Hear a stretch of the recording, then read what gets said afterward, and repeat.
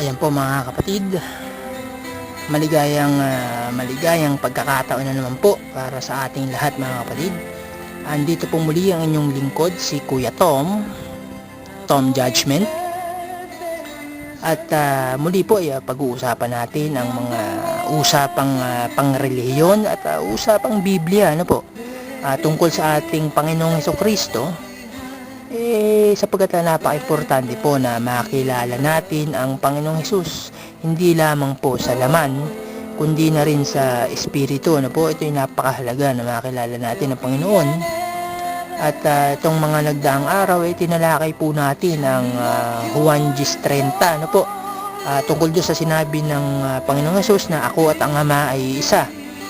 At ito nga po, no, bukas po ang ating SMS line para po sa inyong mga mensahe at inyong mga komento sa 0910-839-6827. Ayan po, mag-message lang po kayo, magpadala po kayo ng inyong mensahe at tutugunan po natin kung ano man po ang inyong mga katanungan, kung ano man po ang inyong mga nais malaman, ano. Kayo naman po sasagutin natin yan kung sabot po ng ating makakaya, ano po. At ito nga, no, yung Juan 10:30, no, makabalik nga po tayo sa ating tinalakay na ito.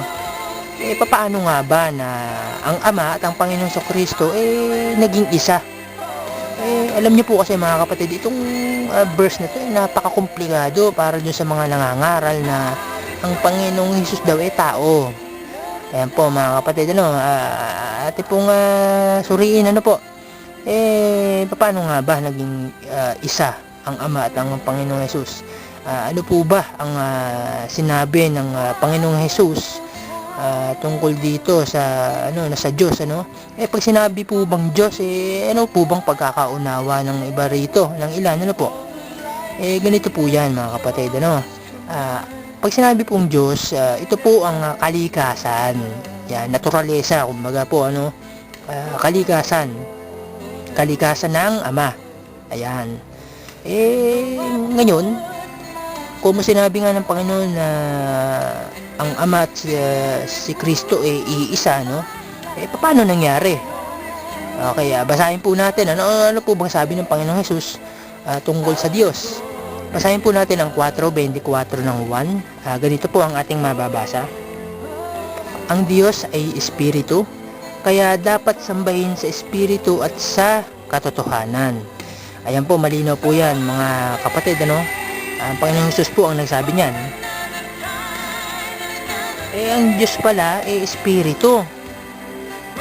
Ibig sabihin, ang Ama espiritu, di ba? Ayan. Ang kalikasan po ng Ama Diyos. Yung Diyos naman, ang katangian ng Diyos espiritu. Ayan po mga kapatid, ano? Sana po nakakasabay kayo. Maliban na lamang kung miyembro kayo ng Iglesia ni Manalo, mahirap talagang makasabay ito para sa kanila. Wala naipamulat na sa kanila, nagoyo na sila ni Manalo, kaya po para sa kanila may kahirapan na unawain at intindihin to, no? Kaugnay nga po dyan, paano sila naging isa? Tao ang Panginoong Jesucristo, ano po? Ayan, napakalayo po para sa pangunawa ng mga nagngangaral na tao ang Panginoon. Ayan po, bukas po ang ating SMS line. Ulitin po natin, ano, sa 0910-839-6827 mga kapatid. Text na po.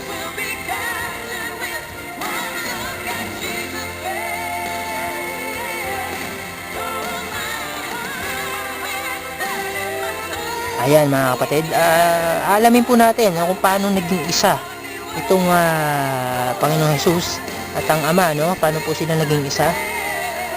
Buksan po natin ang ating Biblia sa Juan 3:16 mga kapatid, ano po? Ganito po ang ating mababasa. Gayon na lamang ang pag-ibig ng Diyos sa sanlibutan, kaya ibinigay niya ang kanyang bugtong na anak upang ang sumampalataya sa kanya ay hindi mapahamak, kundi magkaroon ng buhay na walang hanggan. Ayan. Malinaw po yan. Ang Panginoon Kristo po nagsabi niyan, at sa puntong ito ay pinapatotoo po niya ang kanyang sarili, no? Bugtong na anak. Ano po ba ibig sabihin nito? Bugtong na anak, sariling anak po siya ng Diyos. Yan po ang ibig sabihin niyan. Ano po? Hindi naman po pwedeng ang Diyos magkaroon ng anak sa laman, ano? Dahil iba po iba kasi may tinatawag po tayong ama sa espiritu at ama sa laman, ano? Yan po ang punto diyan. At yun nga, no, ang Panginoon sa Kristo ay bugtong na anak po ng Diyos.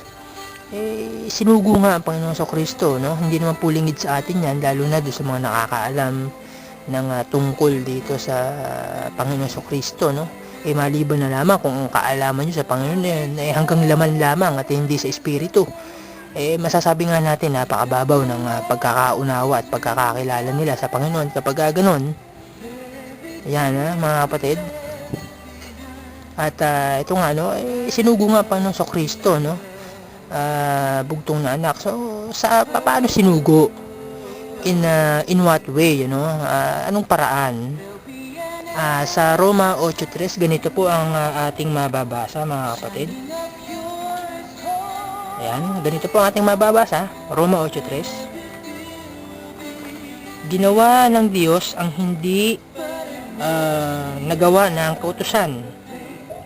Dahil sa likas na kahinaan ng tao, sinugo niya ang kanyang sariling anak sa anyo ng taong makasalanan, upang maging handog para sa kasalanan, at sa anyong iyo'y hinatulan niya ang kasalanan. Ayan, mga kapatid, yan nga ba sinasabi natin yan ang sinasabi natin, mga kapatid. Ibinigay ang bugtong na anak, sinugo ang bugtong na anak. Sabi ni Apostol Pablo, ayan po, sinugo ang sariling anak sa anyo. Ano po bang anyo? Anyo ng tao. Ibig sabihin, pag sinabi po bang anyo, ano po ba? Ano po ba pagkakaunawa nyo rito?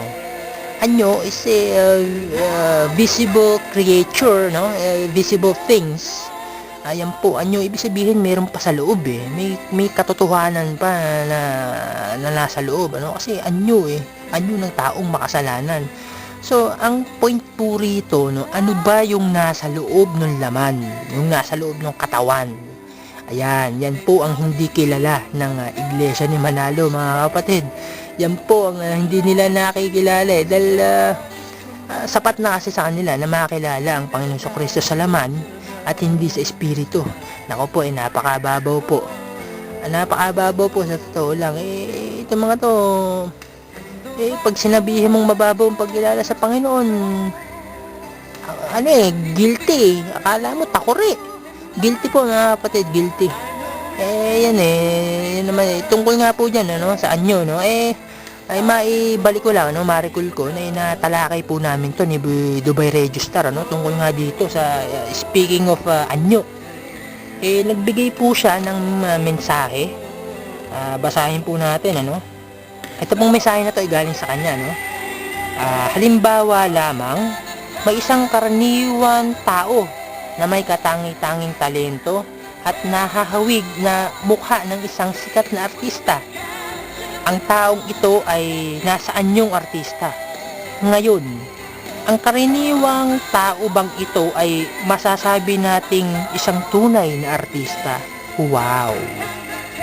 Yan, mga kapatid, inihambing po sa artista ang Panginoong Kristo at ang kanyang kaligasan, mga kapatid. Mali na naman ang paghahambing. Sinasabi natin, napakababaw talaga. Pero mo, sa tanong pa lang na yan, makikilala at malalaman mo na kung gaano ang pagkakilala sa Panginoong Kristo. Artista, ito po isang uri ng profesyon, isang uri ng trabaho. Ano po?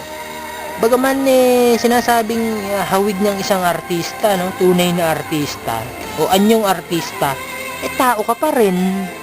Hindi po ba? Yan po sinasabi natin, mga kapatid. Yan ang sinasabi natin. Hindi po ang kalikasan ng ang artista, hindi kalikasan. Ito po ay profesyon. Ito po isang uri ng trabaho, mga kapatid.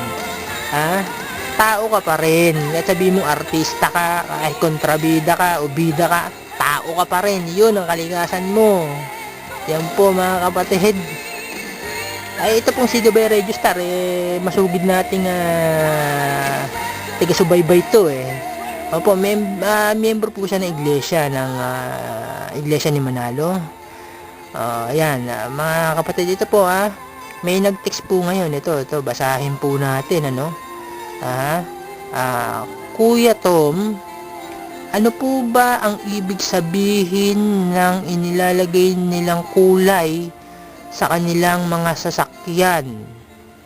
From Jenny ng Laguna. Okay. Kulay, ito yung yung kulay green, white and red na stickers. Ito yung madalas nating nakikita to sa mga pribadong sasakyan ng INC. Minsan nasa publiko ito mga public vehicles ibig sabihin yung operator o may-ari ng sasakyan miyembro ng ganitong iglesia po. Alam mo Jenny, itong kulay na to kasi public information para sa inyo mga kapatid. Ang kulay na ito ito yung nasa watawat ng nasa flag ng bansang Italy, ng Italia. Biruin mo nga naman gagawa lang na sariling kulay ng iglesia.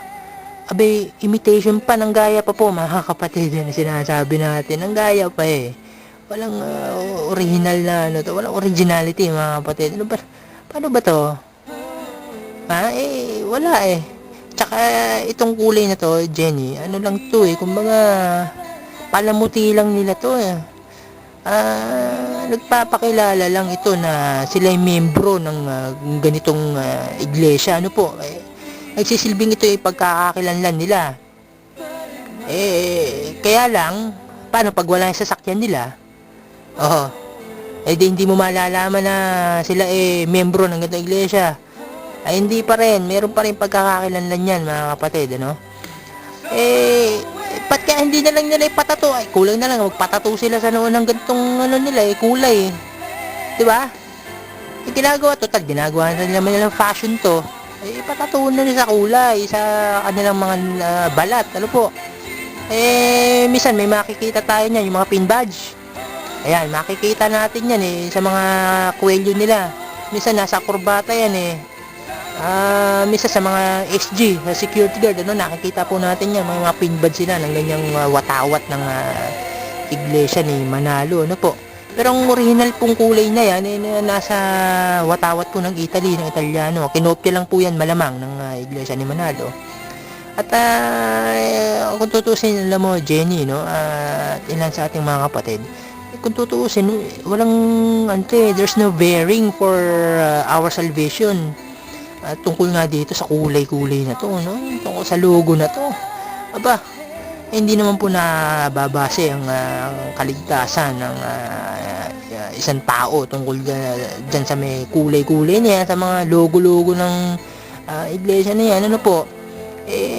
Ginagamit lang nilang dekorasyon ito mapapansin pa natin mga kapatid kung mapapansin nyo may may tupa, kordero po yan kordero yan para sa kanila kordero ng Diyos yan ang Panginoon Jesucristo yan tulad po niya sinasabi natin may saliwa na naman salungat na naman po mga kapatid pinangangaral nila tao ang Panginoon Jesucristo kaya lang sa logo nila tupa, kordero yan nga ba sinasabi natin paano po ba to?